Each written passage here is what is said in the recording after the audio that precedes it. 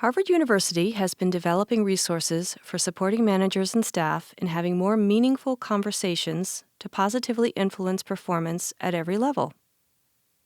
We're learning that talking more frequently about priorities and expectations, how work aligns with team priorities, innovative ideas, and development opportunities leads to higher levels of engagement and better performance outcomes.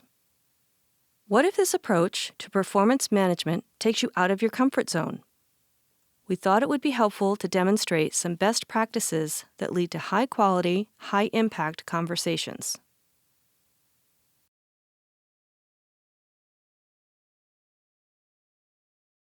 Hi, Tristan. Good to see you. Hi, Simone. Good to see you, too.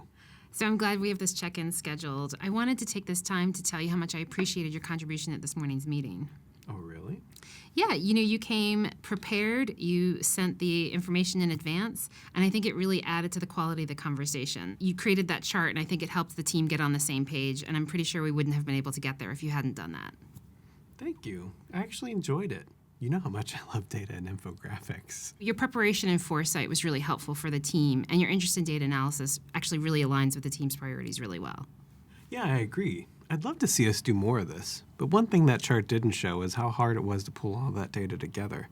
I had to get it from 3 different places, which brings me to what I wanted to talk to you about today. Okay, what's that?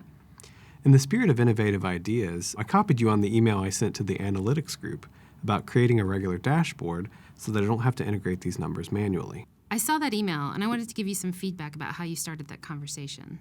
Okay. So I'm concerned about the length of the email and the tone. You may have put the analytics team on the defense. I'm surprised to hear that because that wasn't my intent. So can you walk me through how you drafted the request? As you saw, I sent them a copy of the graph and described all the hoops I had to jump through to put it together. I don't understand why nobody thought of putting it in a dashboard before. So let's check that assumption. Maybe somebody has thought about doing it, but they just haven't gotten around to it yet because they have so much on their plate. Let me have you put yourself in their shoes. What motivates you when you have a lot going on?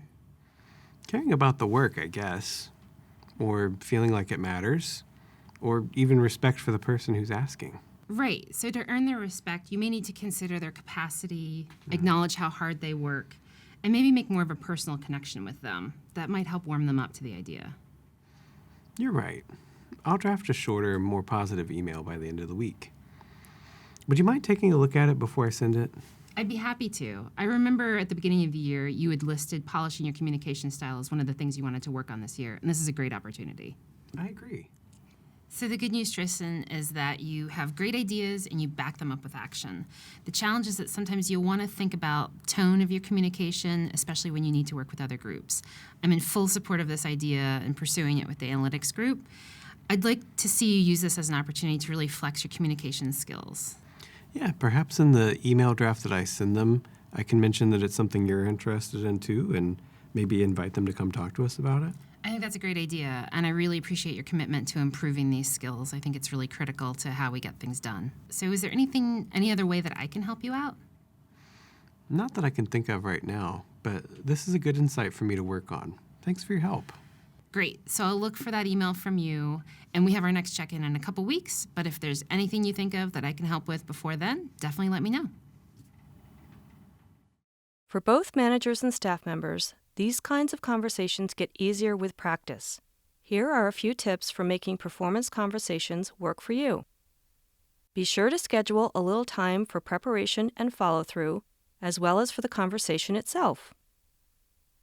Start collecting and using good open-ended questions that help you exchange ideas and perspectives without putting anyone on the defensive. Practice active listening with the aim of really understanding each other. Remember that your working relationship with each other contributes significantly to how satisfied and productive you are at work. If you approach these conversations as an ongoing investment in your engagement, and not just another item on the to-do list, you'll put more into them and you'll get more out of them.